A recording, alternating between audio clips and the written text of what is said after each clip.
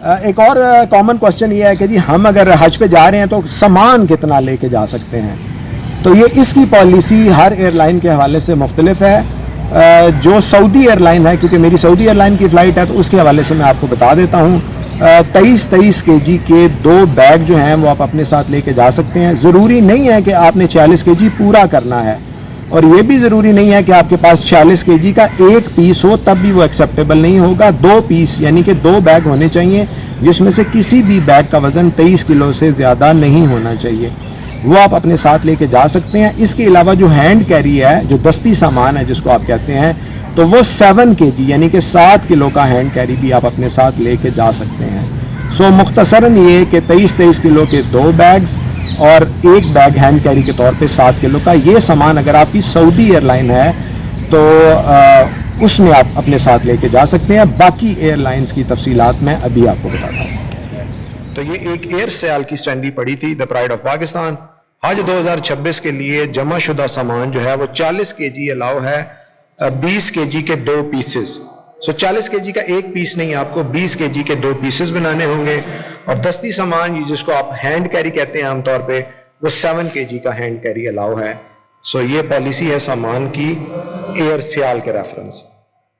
ایک اور اہم سوال پوچھا تھا میرے پہلے ویلاگ کے حوالے سے کہ جی جو کارڈ ہمیں یہاں پہ ٹکٹنگ کاؤنٹر سے ملا ہے کیا وہ نسک کارڈ ہے، اور اگر نہیں ہے تو نسک کارڈ کہاں سے ملے گا.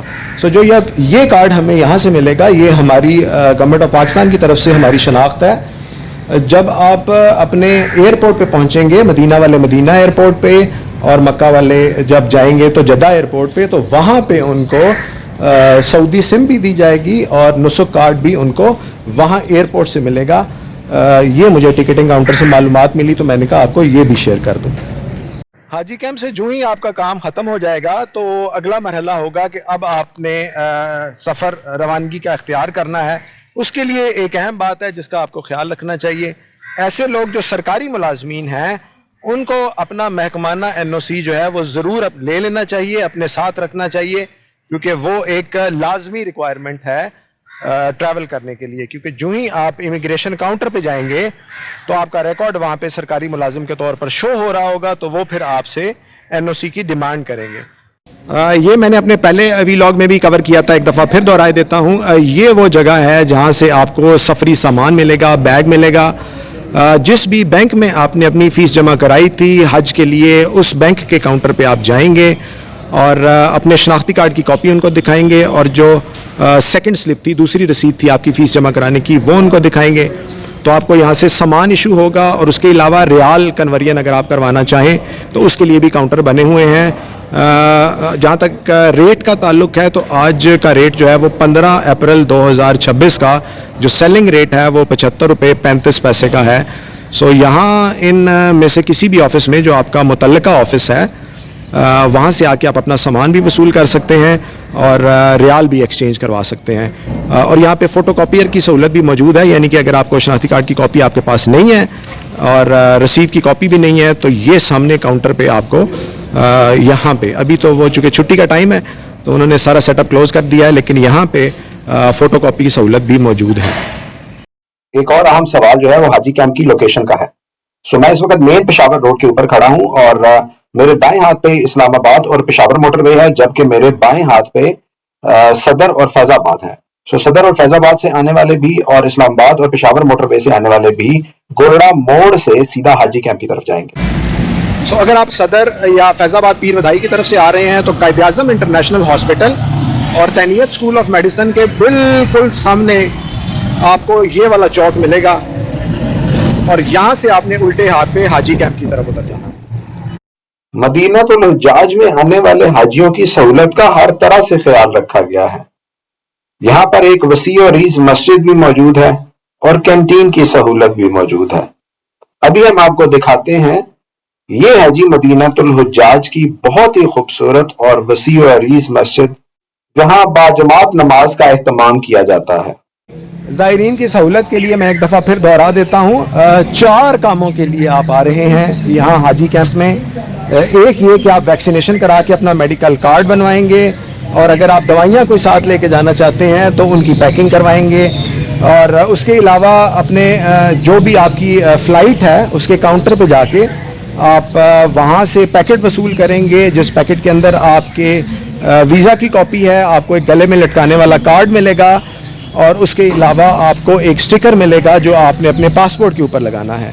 تیسرا، آپ نے اپنا سفری سامان لینا ہے، ایک بڑا بیگ ملے گا، ایک چھوٹا بیگ ملے گا اور ایک شولڈر بیگ ملے گا۔ اس کے علاوہ آپ کو ریال اگر آپ نے کنورٹ کرانے ہیں تو وہ پاکستانی روپے لے آئیں، اور جتنے ریال آپ کو چاہیے وہ وہاں سے کنورژن کرا سکتے ہیں اپنے کنسرنڈ بینک سے۔ جو چیز آپ کو ساتھ لانی ہے وہ آپ کا اصلی شناختی کارڈ ہے، اس کی ایک کاپی بھی ساتھ رکھ لیں، کیونکہ جب آپ بینک جائیں گے تو وہ آپ سے آپ کی شناختی کارڈ کی کاپی لے لیں گے۔ اور اس کے علاوہ جو آپ نے فیس کی رسید جمع کرائی ہے دوسری والی، وہ رسید ساتھ لے کے آئیں اور اس کی ایک کاپی بھی لے کے آئیں، کیونکہ وہ ہر کاؤنٹر پہ جا کے وہی آپ کی پہچان ہے اور وہی آپ نے دکھانی ہے، پھر آپ کو یہ حاجی کیمپ سے یہ ساری سروسز ملیں گی۔ مدینہ الحجاج میں لگے بینرز بلا شبہ اپنے اندر بے شمار معلومات لیے ہوئے ہیں۔ ایسا ہی ایک بینر تھا جس میں مناسک حج کی تفصیلات دی گئی تھی کہ سٹیپ بائی سٹیپ آپ کو کیا کرنا ہے۔ پہلے دن آپ کی کیا ایکٹیویٹیز ہوں گی، دوسرے دن یعنی کہ 9 ذی الحجہ والے دن جس دن آپ نے وقوف عرفہ کرنا ہوتا ہے، اس دن آپ کو کس ترتیب کے ساتھ چلنا ہے۔ اس کے بعد حج کے تیسرے دن، چوتھے دن، 5ویں دن کی ایکٹیویٹیز جو ہیں وہ جس ترتیب سے آپ کو چلنا ہے اس ترتیب کے ساتھ یہاں پہ بیان کر دیا گیا ہے۔ بہت زیادہ تفصیلات تو ظاہر ہے ایک بینر میں نہیں دی جا سکتی، اس کے لیے آپ وزارت یعنی کہ وزارت مذہبی امور کی ویب سائٹ کے اوپر جا کر ان کی ویڈیوز دیکھ سکتے ہیں، اور جو پاک حج اپلیکیشن ہے اس کے اوپر جو انفارمیشن ہے اس کو دیکھ سکتے ہیں۔ اس ساری انفارمیشن کو ڈسیمینیٹ کرنے کا مقصد صرف اتنا ہے کہ آپ حج کی مکمل تیاری کریں، تاکہ 8 ذی الحجہ سے لے کر 12 ذی الحجہ تک آپ کو کون سے کام کس ترتیب کے ساتھ کن کن اوقات میں کرنے ہیں، یہ جتنی اچھی آپ کی تیاری ہوگی اتنا ہی اچھا آپ کا حج ہوگا۔ اللہ پاک ہم سب کا حج قبول فرمائے۔ حج صبر اور عمدہ اخلاق کا نام ہے۔ یہاں پر قدم قدم پر مشکلات آئیں گی، اللہ تعالیٰ کی رضا کے لیے برداشت کرنا ہی حج کی اصل روح ہے۔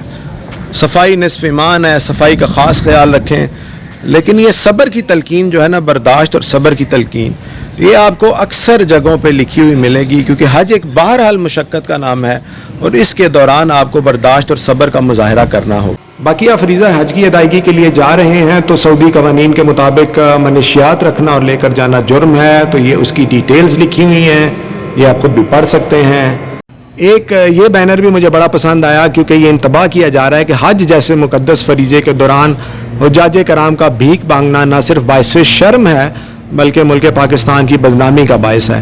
آپ ایمبیسڈر ہیں پاکستان سے، سو مکہ مکرمہ، مدینہ منورہ، منی، عرفات اور مزدلفہ کے مقدس مقامات اور شہروں کے گلی کوچوں اور سڑکوں پر کھانے پینے کی اشیاء، خالی بوتلیں، کچرا وغیرہ پھینکنے اور جگہ جگہ تھوکنے سے اجتناب کریں۔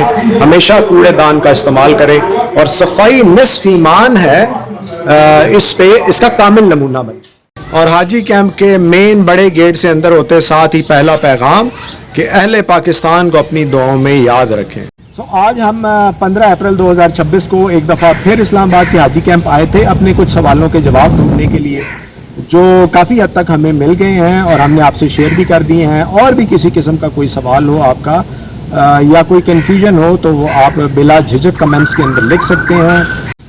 دعا یہی ہے کہ جو لوگ بھی، جو زائرین بھی پوری دنیا کے کونے کونے سے حج کرنے کے لیے مکہ میں اکٹھے ہوں گے، اللہ پاک ان کے حج کو قبول کرے اور اس میں ڈھیروں ڈھیر آسانیاں اور برکتیں نازل فرمائے، اور اللہ پاک تمام عالم اسلام کی خیر کرے اور آپس میں اتفاق اتحاد کی دولت دے۔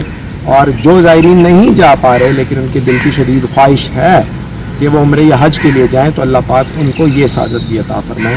آمین ثم آمین۔